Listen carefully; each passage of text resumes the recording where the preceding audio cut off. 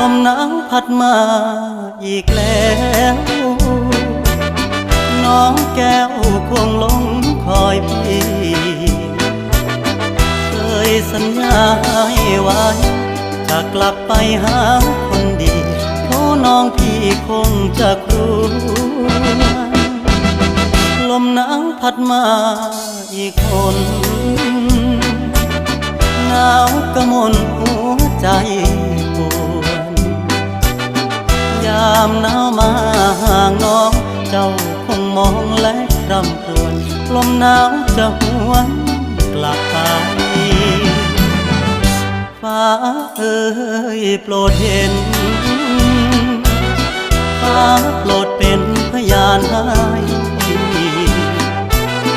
ความรักยังไม่คลอนนิรันด